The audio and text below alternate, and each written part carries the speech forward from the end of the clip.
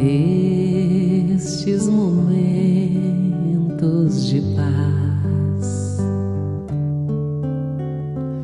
que te sentimos aqui em vibrações fraternais na estrada da vida. Conduz-nos ao bem, na alegria ou na dor. Seja o amor nossa bandeira de luz, amado Mestre Jesus.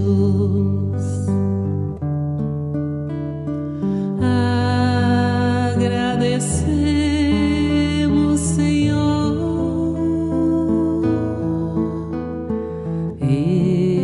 estes momentos de paz que te sentimos aqui em vibrações fraternais na estrada da vida. Conduz-nos ao bem, na alegria ou na dor. Seja o amor nossa bandeira de luz, amado Mestre Jesus. Seja o amor nossa bandeira de luz, amado Mestre Jesus.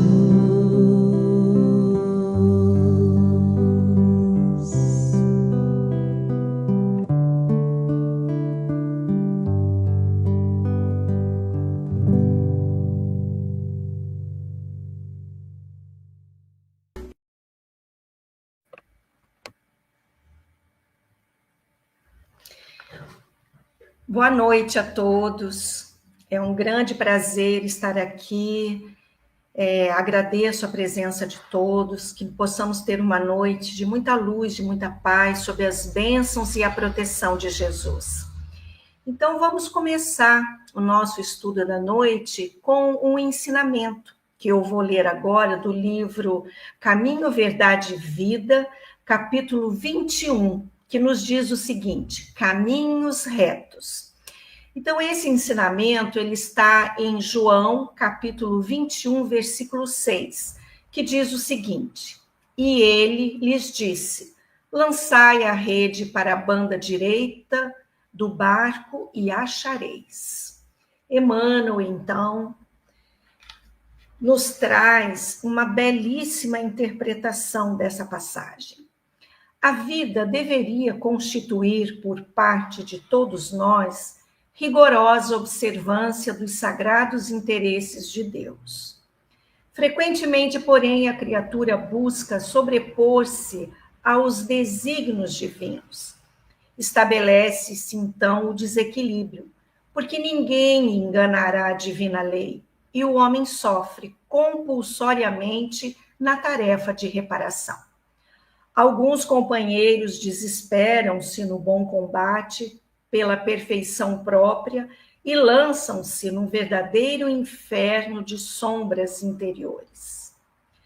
Queixando-se do destino, acusam a sabedoria criadora, gesticulam nos abismos da maldade, esquecendo o capricho e a imprevidência que os fizeram cair.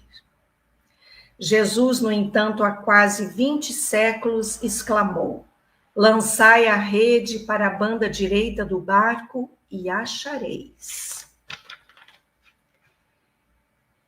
Figuradamente, o espírito humano é um pescador dos valores evolutivos na escola regeneradora da Terra. A posição de cada qual é o barco. Em cada novo dia, o homem se levanta com a sua rede de interesses. Estaremos lançando a nossa rede para a banda direita? Fundam-se nossos pensamentos e atos sobre a verdadeira justiça? Convém consultar a vida interior em esforço diário, porque o Cristo, nesse ensinamento, recomendava, de modo geral, aos seus discípulos: dedicai vossa atenção aos caminhos retos e achareis o necessário. Após essa belíssima lição, essa lição maravilhosa, vamos então fazer a nossa prece inicial para iniciarmos o estudo da noite. Querido Mestre Jesus, elevamos o nosso pensamento a Ti, primeiramente, em profundo agradecimento por todas as bênçãos, por toda a luz, por todo o amparo que sempre nos dedica.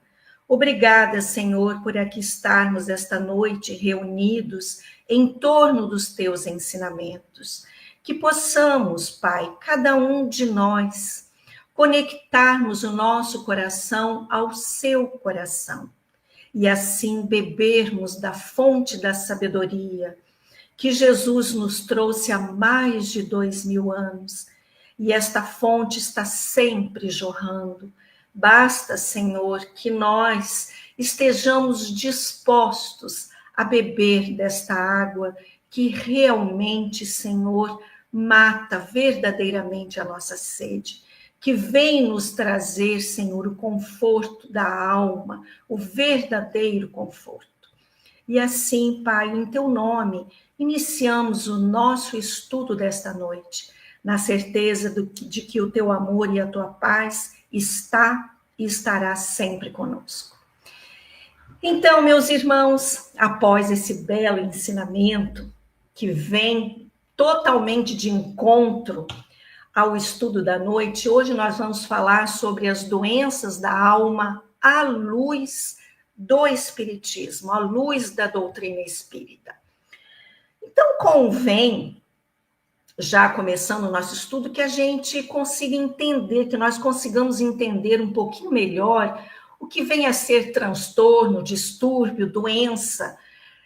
Então, transtorno, distúrbio e doença, eles estão diretamente ligados aos termos mental, psíquico, psiquiátrico, ou seja, a pessoa está acometida de um transtorno mental, ou de um distúrbio mental, ou de uma doença mental, ou um transtorno psíquico, ou um transtorno psiquiátrico.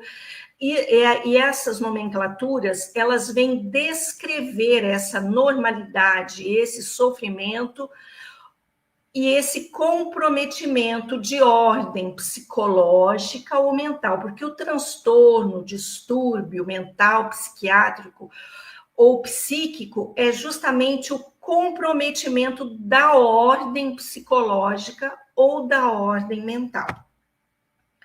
Então, os transtornos mentais, eles são um campo, devem ser um campo de investigação interdisciplinar. Por quê? Porque envolvem áreas da psicologia, da filosofia, da psiquiatria e da neurologia.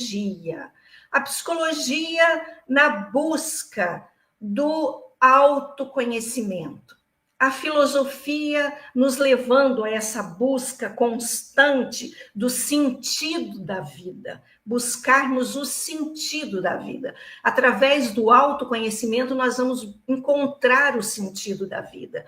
A psiquiatria deve estar presente, porque em alguns casos desse distúrbio, quando é muito grave, há necessidade, sim, do uso de medicamentos, e a neurologia na busca da investigação, né, de todo o campo do cérebro e etc. Então, esses transtornos mentais, eles devem ser tratados nessas áreas interdisciplinares, que conversem entre si.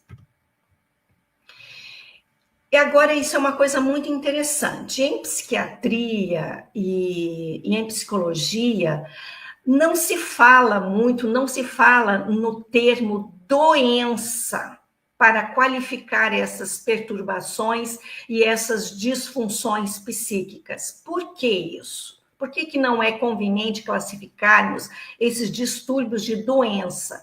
Porque poucos quadros clínicos mentais apresentam todas as características de uma doença no sentido exato do termo. Às vezes a pessoa vai no consultório médico e ela diz: ai, doutor, eu estou sentindo uma... Boa noite, Roberto, muito obrigada pela sua presença, fica com Deus, um beijo no seu coração, meu amigo. Obrigada, Cláudia Helena, também pela presença.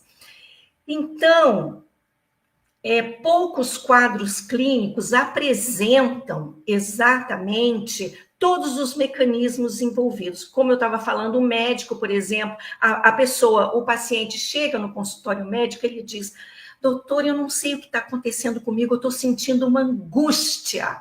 É algo que me angustia e a pessoa não consegue definir porque não é uma dor específica. Porque quando você tem uma dor, você chega no médico e diz: doutor, eu estou sentindo uma dor no estômago.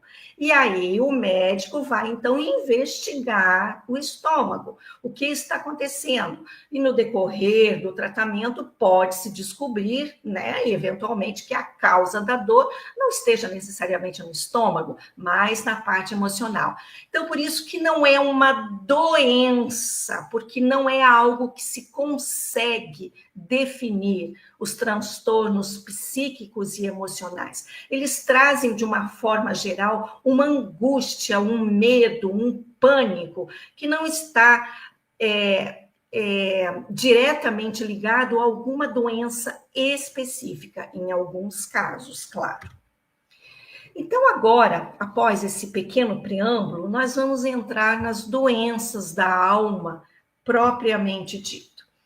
Então, as dores da alma, eles são sofrimentos internos, que muitas vezes eles são invisíveis aos olhos do mundo.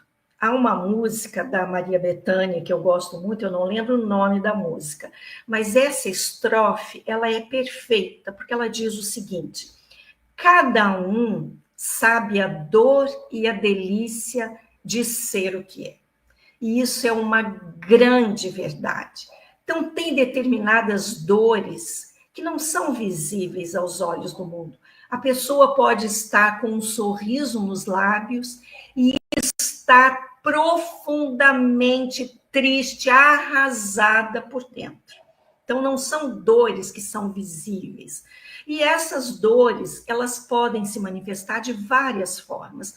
Uma tristeza profunda que a pessoa não consegue definir, uma melancolia, uma angústia profunda, uma ansiedade, às vezes um sentimento de culpa, um arrependimento também muito profundo pode levar a distúrbios psíquicos, a solidão, o desamparo, leva também à depressão, o medo é terrível, é uma das doenças da alma mais terríveis que existe. Por quê?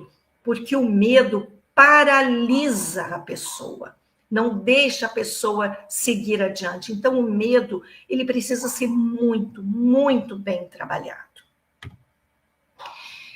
E as causas espirituais desse sofrimento? Então, segundo a doutrina espírita, esse sofrimento, essa angústia que algumas vezes sentimos, ele pode ser explicado por alguns fatores. Então, essa doença, esse distúrbio psíquico, ele pode ser uma derivação de provas da vida presente mesmo, desta vida, de um comportamento equivocado desta vida, ou de expiações de vidas passadas. Que trazem, mas vejam bem, é muito importante nós colocarmos aqui que a dor, o sofrimento, Deus permite que a dor e o sofrimento venham por um motivo especial. E qual é esse motivo? Acordarmos. Acordarmos para aquele caminho equivocado que no momento estamos trilhando. Então, Deus permite que muitas vezes esses problemas, esses distúrbios nos acometam para que possamos acordar para o verdadeiro sentido da vida, como eu disse no início. Então, a causa pode estar na vida presente, sim, pelo uso inadequado do nosso livre-arbítrio, assim como pode estar também em causas de vidas passadas. Pode também ser derivado de uma influência espiritual. Aqui, no entanto, eu vou abrir um parênteses. Segundo a Sueli Caldas Schubert e o próprio Divaldo Pereira Franco, dificilmente um estado patológico de depressão ou de ansiedade, eles iniciam devido a uma influência espiritual. Porém, a influência espiritual no decorrer do processo, ela se instala. E por que ela se instala? Porque nós convivemos, está lá no Livro dos Espíritos, com uma multidão de testemunhas. E essas testemunhas, muitas vezes, são testemunhas dos nossos equívocos do passado também. Então, eles se aproveitam da nossa fragilidade emocional e intensificam o quadro. Então, nem sempre, isso é muito importante nós deixarmos claros. Claro, nem sempre uma depressão, por exemplo, uma ansiedade, ela acontece devido a uma influência espiritual. Porém, a influência espiritual quase sempre se instala no decorrer do processo. E o nosso livre-arbítrio também é um grande fator de desequilíbrio. Eu diria que é o maior deles. Por quê? Porque o que aconteceu no passado, ficou no passado. Deus, por que Deus nos deu uma nova oportunidade? Porque a partir desse novo começo, através de um pensamento renovado, através de atitudes equilibradas, possamos nos reequilibrar. Então, Deus não nos coloca numa nova encarnação para sofrermos. Não, Deus não quer isso. Deus quer que nós reparemos os nossos equívocos do passado. E Ele sempre, sempre nos oferecerá o primeiro caminho através do amor. Esse será sempre o caminho, através do amor. Porém, muitas vezes, através da nossa rebeldia, da nossa teimosia, acabamos escolhendo o caminho da dor. Então, o livre-arbítrio também é um dos fatores que nos levam aos desequilíbrios emocionais. E hoje, nós também temos um fator agravante, e esse fator é muito agravante, que é a influência das redes sociais. Por que as redes sociais têm uma influência preponderante hoje? Porque ela leva, muitas vezes, o indivíduo na direção da desagregação da personalidade. Basta ver que nós entramos lá nos Instagrams da vida, a gente só vê gente feliz. Nós só vemos pessoas felizes, realizadas, bonitas, bem vestidas. Parece que todo mundo é bem-sucedido. Aí você olha aquilo e você diz, meu Deus, só eu que sou infeliz, eu não tenho sorte. Por que eu não tenho dinheiro, não tenho beleza? Por que eu não consigo arrumar um casamento? Olha quanta gente casada, bonita, feliz. E, na realidade, essa felicidade que as redes sociais nos trazem é uma felicidade ilusória. Mas muitas vezes não nos apercebemos disso.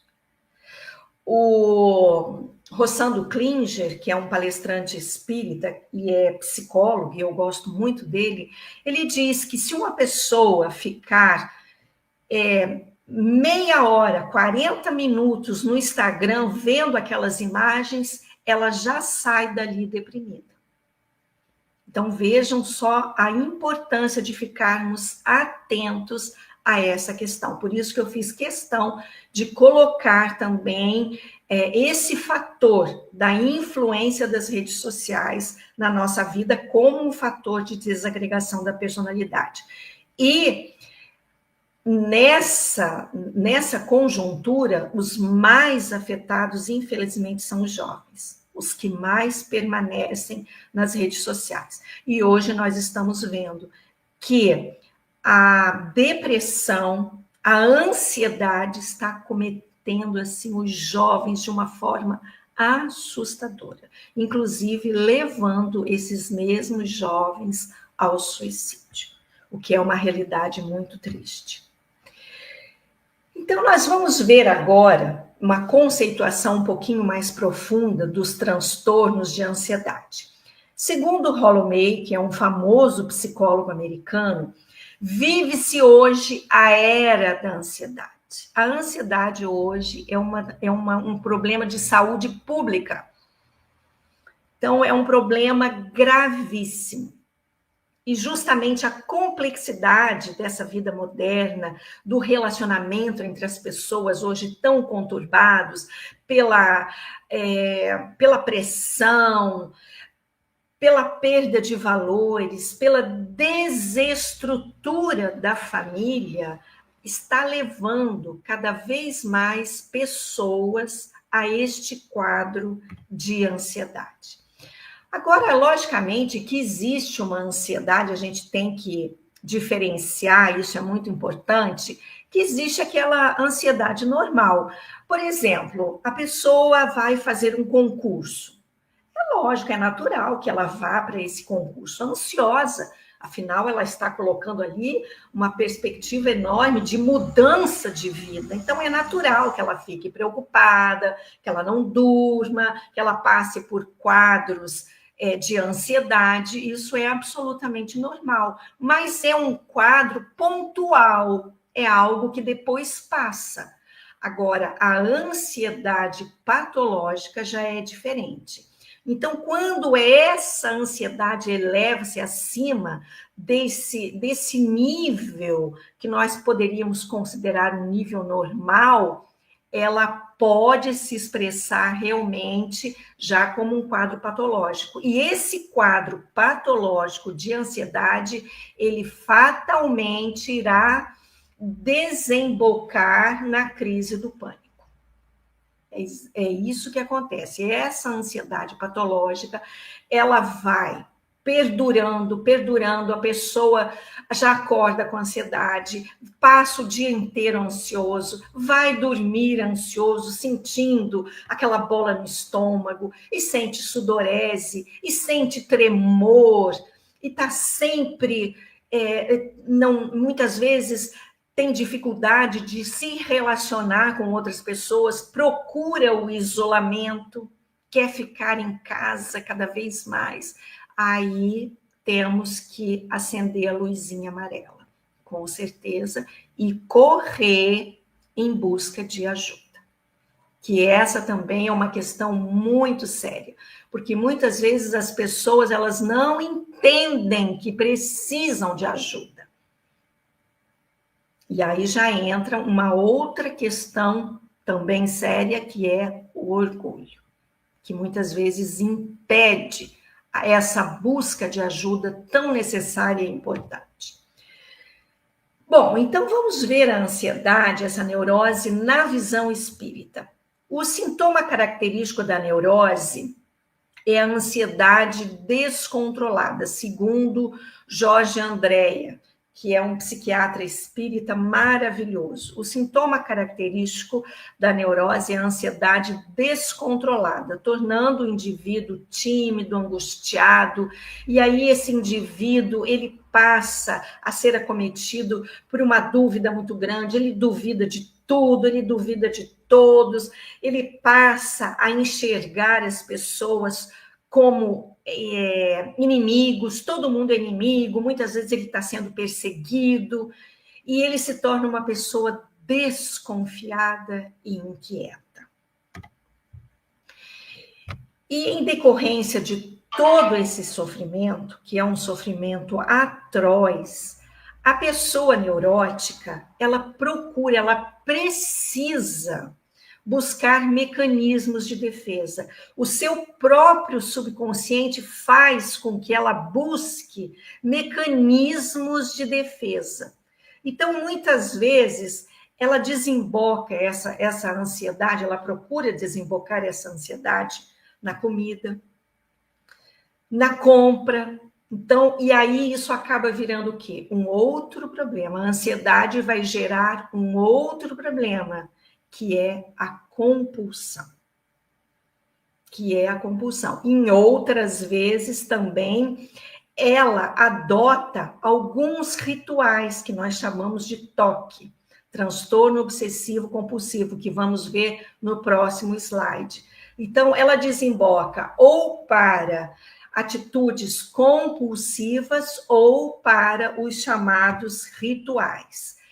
Então, esse transtorno obsessivo compulsivo é uma obsessão, uma compulsão recorrente, que a pessoa se utiliza para diminuir esse sofrimento. Então, a obsessão é um estado mental. Ela está obsediada mentalmente com aquela ideia fixa. E a compulsão passa a ser um comportamento consciente e recorrente. Então, muitas vezes, ela tem aquela compulsão de lavar a mão toda hora. Tem medo de ficar doente. Então, toda hora ela está lavando a mão. Isso aconteceu muito durante a pandemia. As pessoas desenvolveram muito esse transtorno obsessivo compulsivo. Toda hora lavando a mão, toda hora passando álcool, e tinha medo de ficar próximo das pessoas. Então, esse foi um momento que nós vimos muito o desenvolvimento desse transtorno obsessivo compulsivo. Então, o TOC, vejam só, ele ocorre aproximadamente entre 1 a 2% da população e já começa a se manifestar durante a última fase da infância e na adolescência. Hoje nós já vemos adolescentes jovens com transtorno compulsivo obsessivo, alguns roendo a unha, outros puxando o cabelo, crianças, jovens que se arranham, mas ele faz isso para aliviar a dor. Ele busca aliviar a dor, uma dor que ele não consegue identificar. E muitas vezes não consegue explicitar essa dor. Ele não consegue explicar, não consegue colocar para fora. Então, alguns dos atos compulsivos mais comuns, conferir, guardar, lavar, medir, isso acontece em grande número das pessoas com transtorno obsessivo compulsivo. Vamos ver, então, o transtorno obsessivo compulsivo na visão espírita. Hoje é sabido para todos nós, e isso para a maioria das pessoas, mesmo que não façam parte da doutrina espírita, que nós vivemos em um planeta onde ainda predomina o sofrimento. E este planeta, ele é um lugar que Deus nos envia espíritos ainda em desenvolvimento para expiarmos as nossas faltas, para nos reequilibrarmos diante das leis divinas e da nossa própria consciência. Ora, se estamos neste momento em um planeta de provas e expiações, é natural que aqui estejamos experienciando as dificuldades. Dificuldades estas que tem por objetivo nos colocar novamente no caminho do reequilíbrio.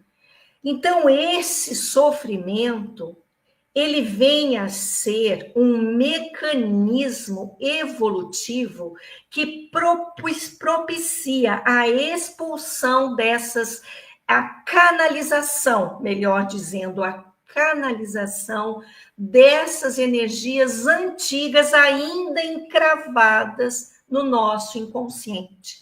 Então, elas precisam ser expurgadas, elas precisam vir à tona. E aí vem o sofrimento. É um deságue de energias, digamos assim, ainda encravadas no nosso subconsciente. Então, quando nós vemos dessa forma, nós percebemos a bondade divina, nos dando o remédio, às vezes amargo, porém necessário para a nossa verdadeira cura. Porque Deus nos encaminha para uma nova reencarnação para que obtenhamos a cura. Mas o que é a cura? Será que a cura é de um corpo físico transitório? Ou a cura vem a ser a cura da alma? Pois Deus nos criou um dia para sermos o quê? Espíritos imortais. Então, nós somos espíritos imortais, não somos eternos, porque tivemos um início, mas não teremos fim. Então, Deus nos criou com esse propósito, com esse objetivo, de evoluirmos. Mas, para evoluirmos, precisamos nos desvencilhar daquelas pedras desnecessárias que nós mesmos amarramos nos próprios pés, para que a nossa caminhada fique mais leve e que possamos, com isso, livre desses pesos desnecessários, alçar novos voos. Então, quando esses blocos de energia em escoamento atingem a zona consciente, eles podem se mostrar com várias facetas de desequilíbrio, mas tendo sempre esse objetivo primordial, o reequilíbrio com as leis divinas e com a nossa própria consciência. Então, o transtorno do pânico com agorafobia. O que vem ser isso? Os sintomas característicos do transtorno do pânico são períodos espontâneos, episódicos e intensos de ansiedade, geralmente com uma duração assim de meia hora, 1 hora. Então, a pessoa, ela com pânico, ela fica com medo, a agorafobia, aquele medo de estar entre outras pessoas. Ela tem medo do convívio de outras pessoas. Então, ela busca, ela fica naquele pavor e ela não quer sair, ela não quer ver ninguém. E aí ela quer ficar trancada dentro de um cômodo ou dentro de si mesma. Então, os sintomas mentais principais são o medo extremo, uma sensação de morte iminente, eu vou morrer, uma destruição, assim, a pessoa dá aquela taquicardia, sobe a pressão, ela tem sudorese, e ela começa a tremer e ela pensa, eu vou morrer. E aí ela quer buscar o isolamento. Então, os sinais físicos mais característicos desse transtorno de pânico a taquicardia, sudorese, a falta de ar, a dor no peito, essas ondas de calafrio, náuseas, tudo isso faz parte desse transtorno do pânico, o que gera um sofrimento intenso para a pessoa. E muitas vezes, essa que é a dificuldade que essas pessoas encontram. Por quê? Porque muitas vezes os familiares não estão devidamente preparados e qualificados para entender o quadro de desespero da pessoa. E aí colocam a pessoa como, você você é medrosa, isso é fingimento, isso é preguiça. É muito triste quando a pessoa, no auge do sofrimento, ela se vê sozinha, porque as pessoas que estão em volta dela não entendem o nível de sofrimento. Então, muitas vezes, ela não encontra esse amparo dentro da própria família. Daí a importância de nós buscarmos este conhecimento. Se tem alguma pessoa, alguém da sua família apresentando um quadro como esse, não vamos julgar. Vamos nos preparar, vamos buscar, vamos estudar, para que possamos ser um agente facilitador para a cura daquela pessoa. Isso vai ser um diferencial enorme da vida de pessoas que apresentam essas dificuldades emocionais. E o pânico na visão espírita? As síndromes de distúrbio de pânico que fogem qualquer esquema convencional, eles são muito fortes.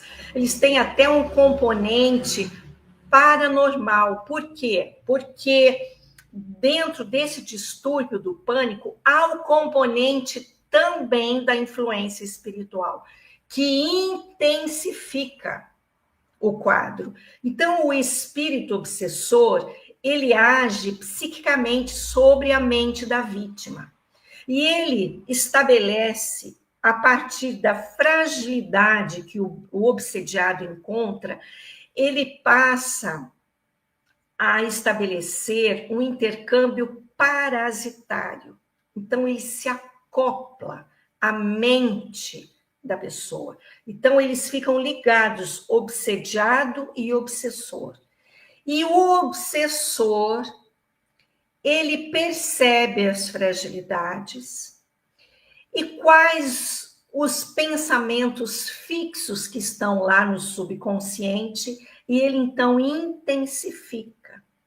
E a pessoa passa a girar em torno daquele pensamento fixo. Aquele pensamento fixo que gera para ela vergonha, gera culpa, gera medo, e aí a pessoa quer se isolar cada vez mais.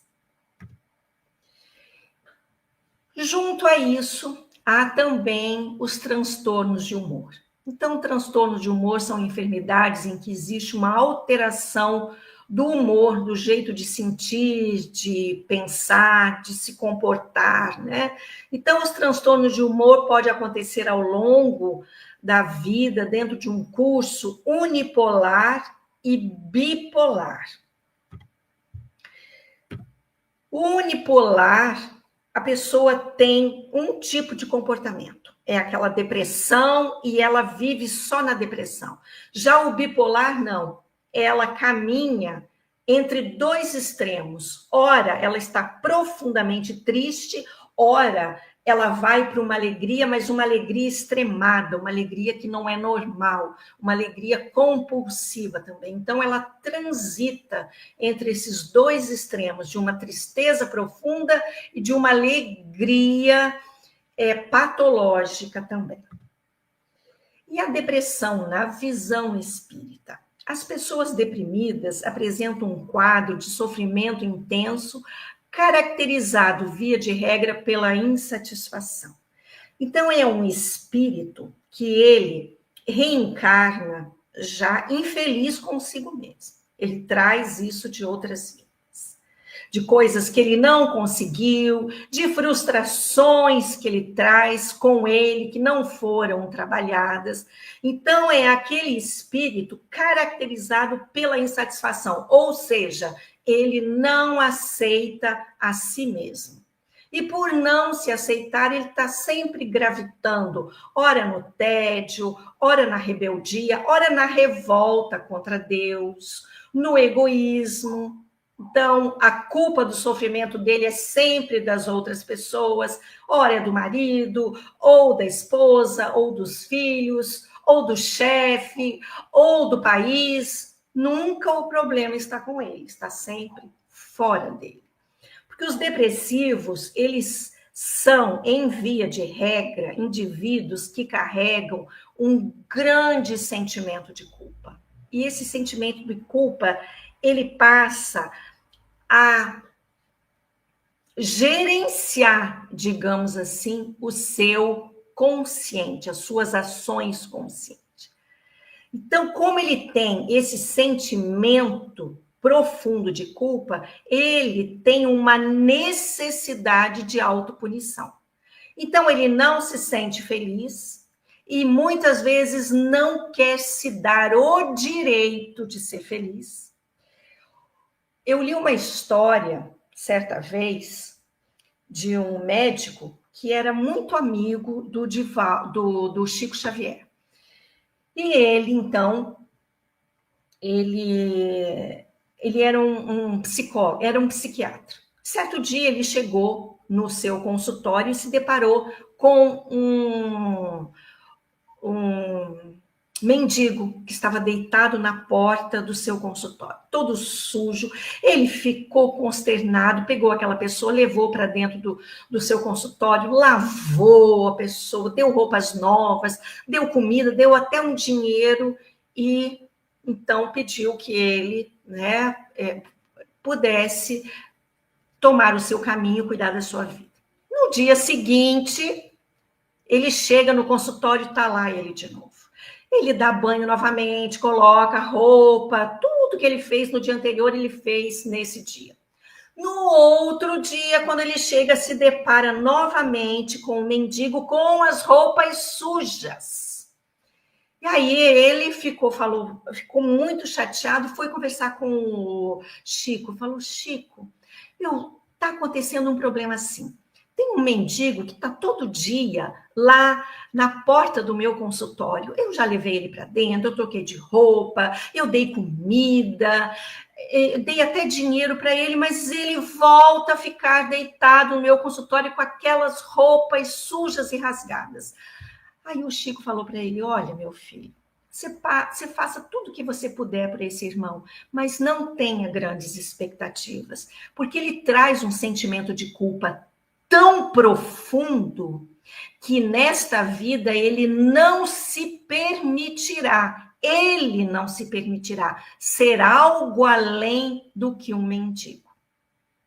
Então, há casos como esse, que às vezes a pessoa tem um sentimento de culpa tão profundo que ela passa uma encarnação inteira sofrendo porque somente ela, não se dá e não se dará o direito de ser feliz até que todo esse desequilíbrio possa ser verdadeiramente desaguado e trabalhado.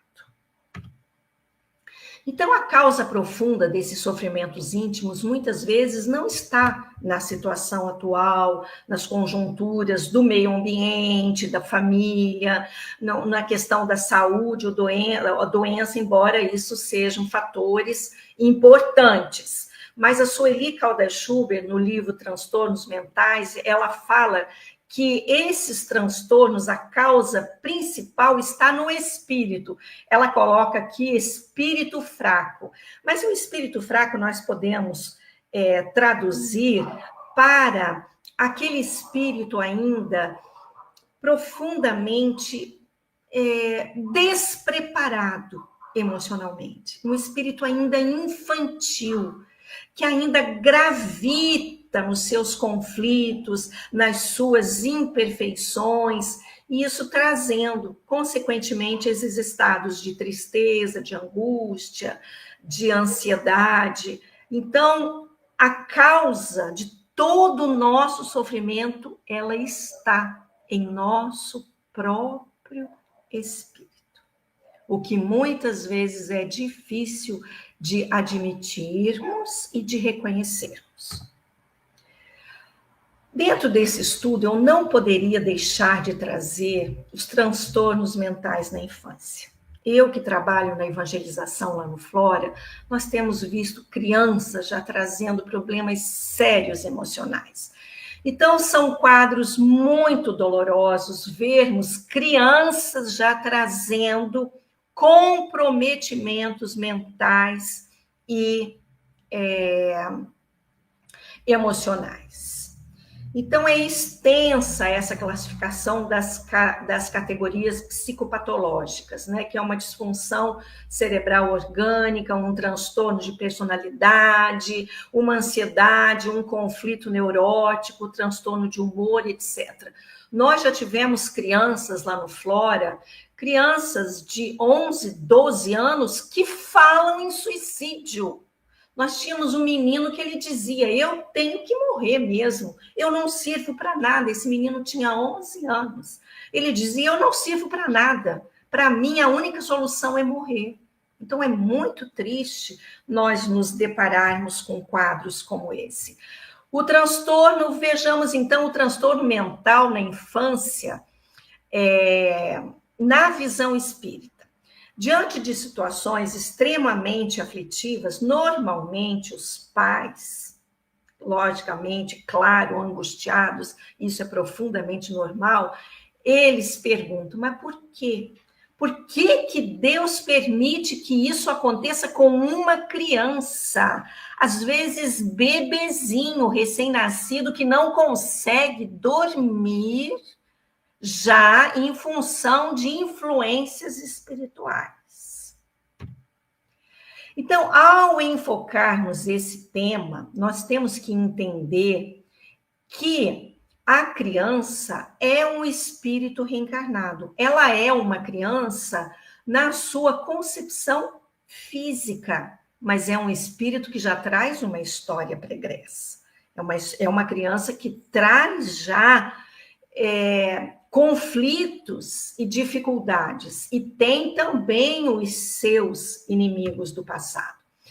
Então, onde houver a dor, a perda, o sofrimento, nós precisamos compreender que estamos diante de ações que foram semeadas por nós mesmos. Os sofrimentos que passamos, as angústias que passamos, nada mais significa do que a colheita de que um dia semeamos. Então, se eu semear maçã, eu vou colher maçã, mas se eu semear espinheiros, fatalmente irei colher espinheiros.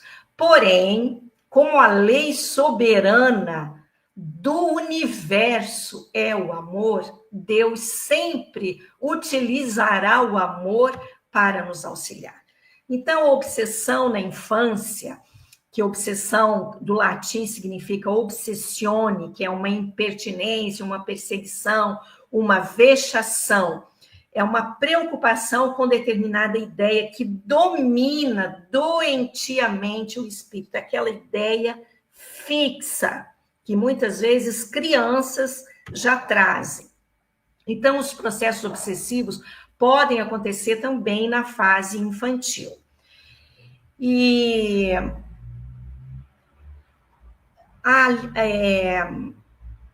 nós consideramos, a infância, aliás, ela deve ser considerada como um estado normal de inocência.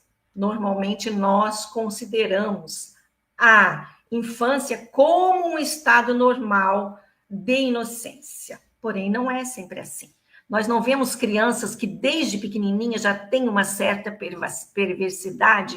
A criança tem um prazer em matar os bichinhos, ela tem prazer em pegar flor assim e esmagar a flor, tirar a flor, jogar fora. Então, o espírito já começa a mostrar desde pequenininho as tendências que ele traz. Embora a gente veja sempre na criança aquela meiguice, aquela inocência, mas a criança, desde pequenininha, ela já começa a mostrar as suas tendências. E entra aí também o preparo dos pais para já, desde pequenininho, começar a canalizar essas tendências desequilibradas.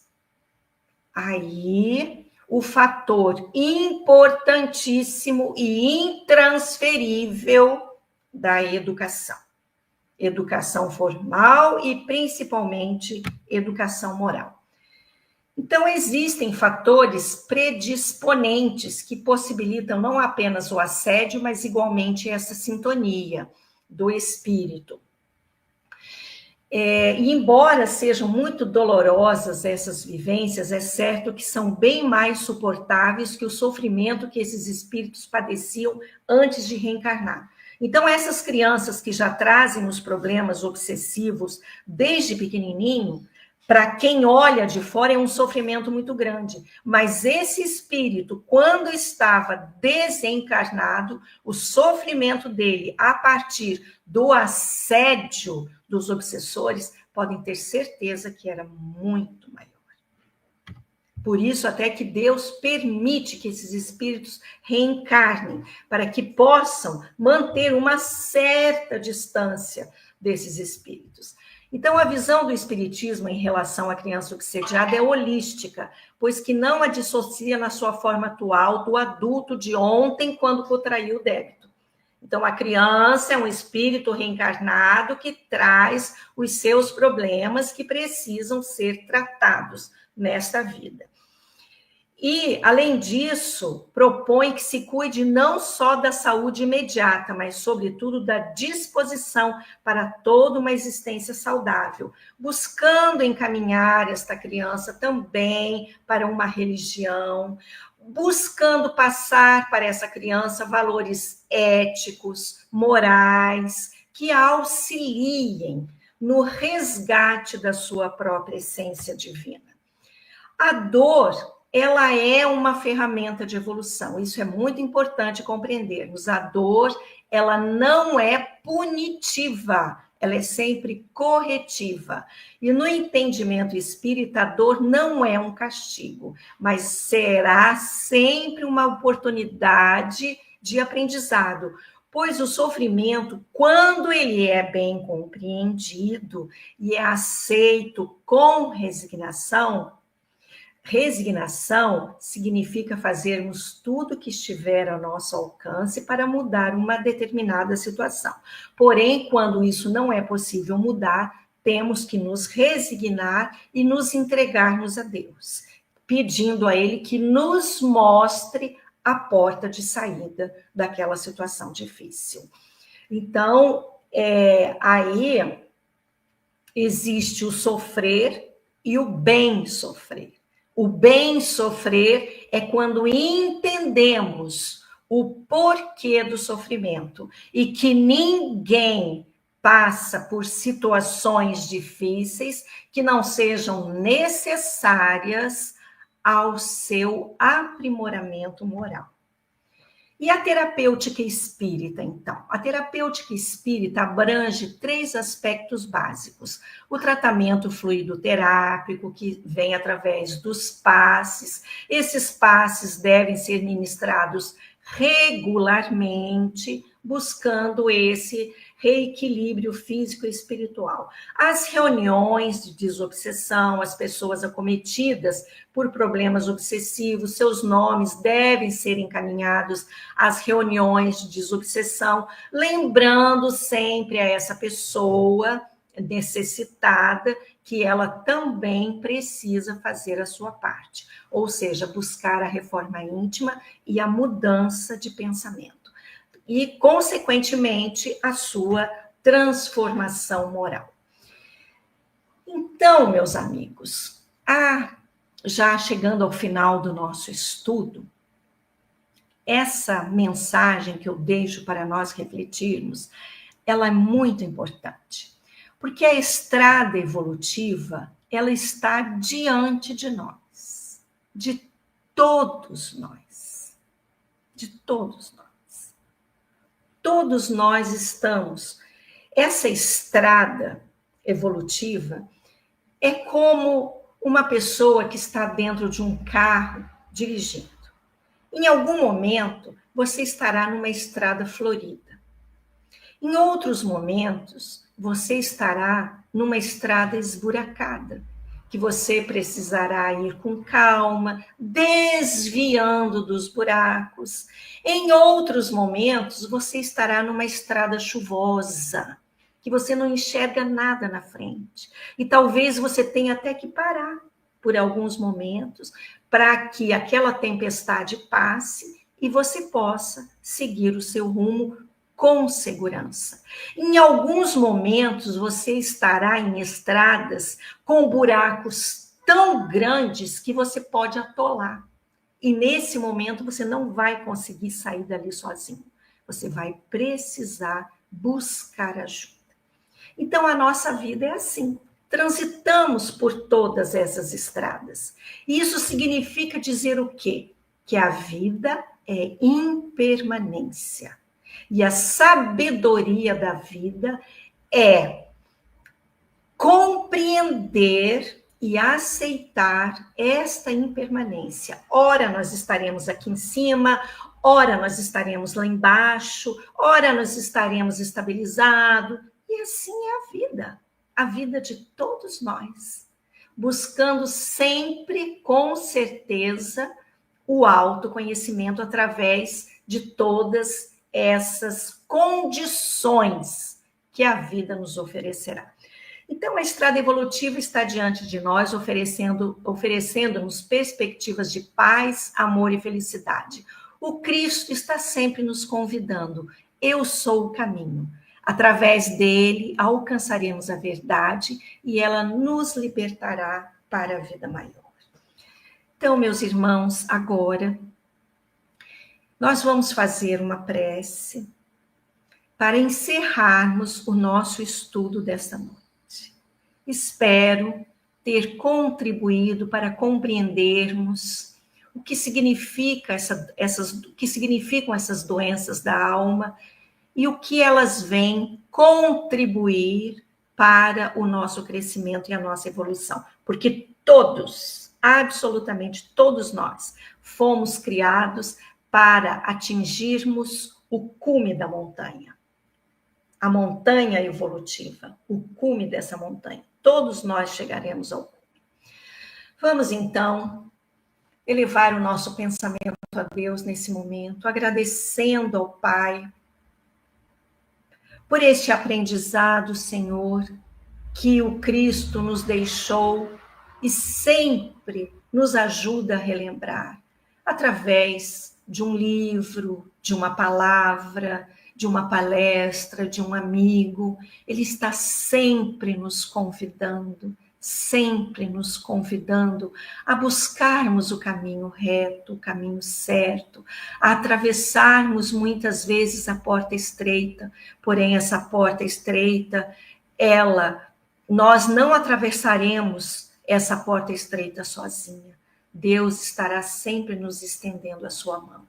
E que esta luz, esta paz e essa harmonia nesse momento seja derramado a todos aqueles que estão nos assistindo. Que a tua paz, Senhor, chegue ao lar de todos os nossos irmãos, levando a luz, a compreensão, o entendimento e a serenidade. Fiquem com Deus, meus queridos irmãos. Obrigada pela companhia desta noite. Certamente teremos mais oportunidade de estarmos juntos. Que a luz do Mestre Jesus ilumine a cada um, dando a força, a coragem, o ânimo, porque todos nós trazemos em nós essa essência divina, que nos possibilita vencermos qualquer obstáculo. Um beijo no coração de todos. Fiquem com Deus.